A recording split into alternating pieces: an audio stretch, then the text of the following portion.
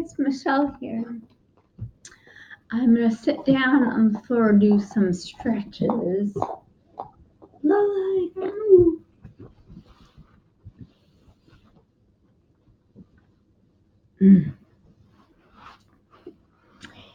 Yeah, right in the way. So just got back from vacation. It's pretty nice. We went on let's see. I'm gonna mess with the camera. I don't know. Hold on, please.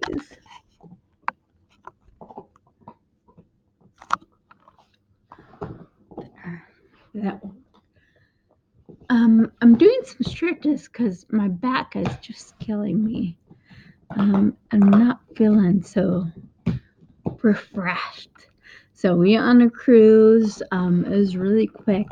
We left Long Beach, California on Friday, went to Ensenada, Mexico, and we got back to Long Beach on Monday. And yeah, it was a great trip. Met some really amazing people. It's just so nice to meet nice, kind people that get you, that don't judge you, that see you as a person. So yeah, it was just great making new friends. That was just my second cruise. I've been on one other cruise, and I wasn't so sure I'd ever cruise again, but I definitely like this. Girls, can you take your balloon somewhere else? You're kind of loud. Here, yeah, I knew you were chewing on it when I threw it before. There. You gotta go. Get out of the way.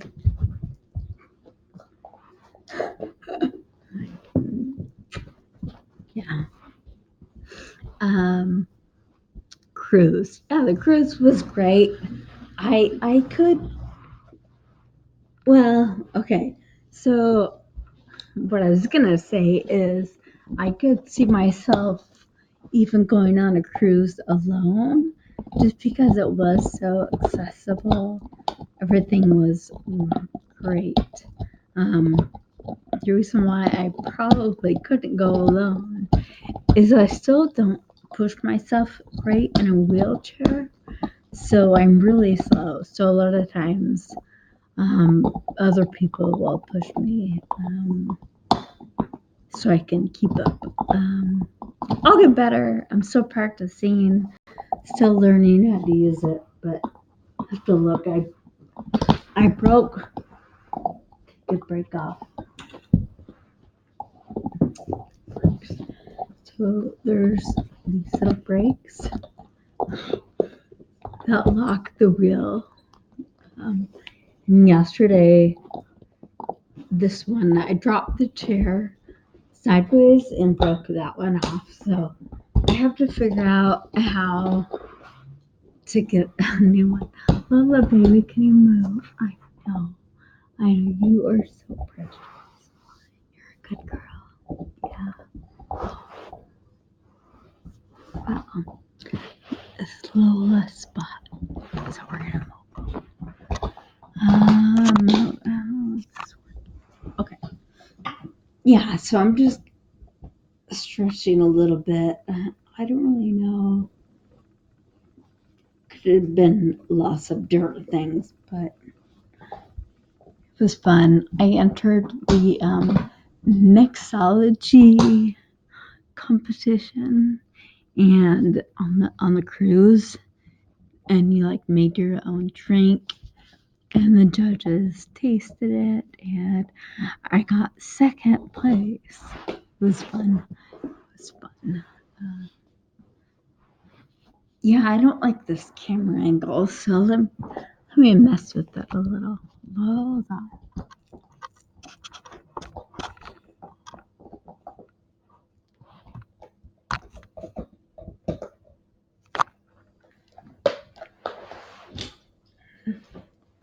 Here we go. Here, let me try once more.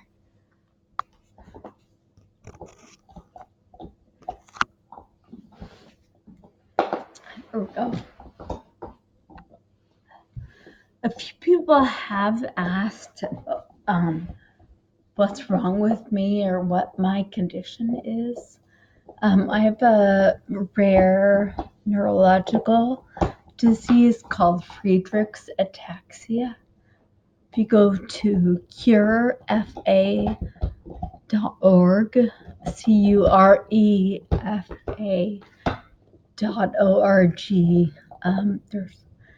that's Farah's website, and Farah is the Friedreich's Ataxia Research Alliance. So instead of Friedreich's Ataxia, we say FA to make it easier, because if speech is part of your problem, it's kind of hard to say Friedreich's Ataxia all the time. Yeah. Hi, Lola. Let's see. So I will explain what Friedreich's ataxia is, kind of my story. Let's see. First, I'll tell you what it is. So again, it's a rare neuromuscular disease. I think I said it wrong. Neuromuscular disease. It's genetic. In order to get it, you have to get the gene from both of your parents. There is another way to get it, but it's even a lot more rare, and it's for one gene is mutated from one of your parents, and then the other one has the bad FA gene. So in the specific gene, there's repeats. The normal repeats for an able-bodied normal person, you lucky folks, is about 44 or less repeats. From one of my parents, I have 666 repeats, and the other parent, I have 1,133. So I don't really know. I'm not like too scientific, but a lot of research shows the higher repeats, the more progressed you are. But I have a high amount of repeats, a pretty high number, and I'm not extremely progressed. I did have the symptoms that started later than normal. So normally symptoms might start between the ages of 6 years old and 15, somewhere around there. And my symptoms started at 20. So when I was 20, I just was actually waitressing at the time. And I felt a little dizzy once in a while. And a lot of family members have diabetes or different things. So I thought maybe my blood sugar level, something was wrong. So I went to the hospital because it was actually pretty scary, just being dizzy all of a sudden randomly. They thought it was an inner ear infection. So then I went to see like an ear, nose, throat doctor. They wanted to give me anti-nausea medication, but I didn't really understand. I was like, I'm not nauseous. Like, it didn't make sense to me. They just kept saying, you have an inner ear infection. And that was causing it, is the reason. So I went through about at least 25 different doctors because nobody could quite figure out what was wrong. I did see an inner ear specialist, that was like really famous. People traveled to see him internationally. I remember studying him, and I don't know what class. Anyway, he thought it was in our ear as well. So I was a patient there for a couple of years, and then they broke it to me and said, you don't belong here. It's not in our ear. You know, you seem like all of our patients, but it's not the same. So back to the drawing board. So I just kept going to doctors, not really getting answers. They kept saying, well, you know, we think it's MS, you exhibit MS, but they kept doing MRIs. And I mean, after one another, it was crazy. The longest MRI I had was about, I think they said 4 to 6 hours long. It was a lot. Jasmine, your bone is so loud. Yes. Come over there.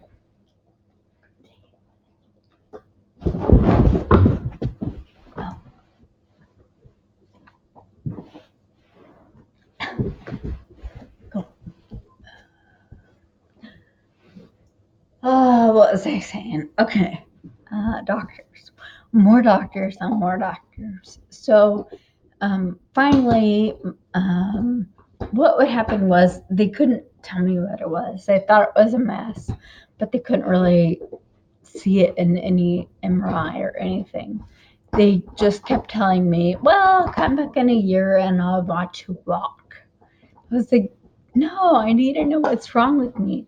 So I would go to a different doctor and get their opinion. And a lot of them was said, just come back in a year. And I wanted an answer. So when I was 33, I got diagnosed. I saw my current neurologist for the first time when I was 33, and yeah, he diagnosed me right away. He actually didn't have any idea that it was FA because it's so rare, and I just don't exhibit exactly like everyone else because I was older and not a kid. So when he told me my diagnosis, you have Friedreich's ataxia, my dad was with me at the appointment. I knew what Friedreich's ataxia was because I grew up with a friend and she has it. So her name is Sarah. We started going to school together in the 3rd grade. She had symptoms in elementary school. I'm not sure what age exactly. She is pretty progressed. I do see her about once a year. She still lives in the same town. Her brother also has it, so a lot of families that we know with it, it's genetic. So not all the time, but a lot of families that we've seen that have 3 kids, it seems like 2 of them maybe have it. In my family, there's just me and my brother, and my brother has not exhibited any symptoms. He has not been tested. So I have 2 bad genes, so for sure I gave my son a bad gene. So his dad, if he was a carrier, then my son could have it.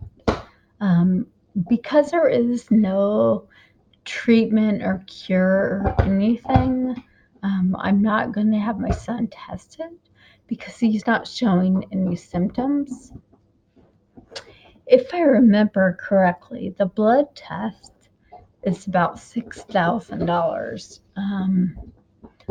So it's just not, right when I was diagnosed, I was like, oh my gosh, I have to get my son tested. But now it's like, why would I test him? Then if he's positive, I could be like, well, run faster and enjoy it. Like, no. I mean, if he has symptoms, I'll test him. But other than that, I'm not going to. It will be smart when he gets married to have maybe his wife tested, um, just so they know kind of what could be in their future. Justin, your phone is so loud. So FA, so that's all about FA. The FARA is a really great nonprofit. Their goal is to find a cure. We're really, really close. Um, yeah, I see really good things, hopefully in the pipeline. In the future, I've been in a few clinical trials. They're amazing. I love to be involved in them and just to help, even if what I'm taking, the drug I'm taking doesn't pass or it's not the cure, it's still one step closer and I want to be a part of it if I can. Now that I am 41 years old, I'm a little too old to do most of the trials. Um, but if I can do it, I will. I really want to be a part and do everything I can to help. Let's see. Yeah, I'm just gonna take it easy for a couple of days because my body is just sore and I'm tired. I love to travel, but it does take a lot out of you, and it's a little nerve wracking for me being in a wheelchair, just not knowing the environment I'm going to be in. And I was a little worried about the room on the cruise, but everything was perfect. Yeah, so. Well, I will put some clips together from the trip and make a little video. And I have, some good stuff to share. So that will be in the future. Have a great day. Thanks for watching.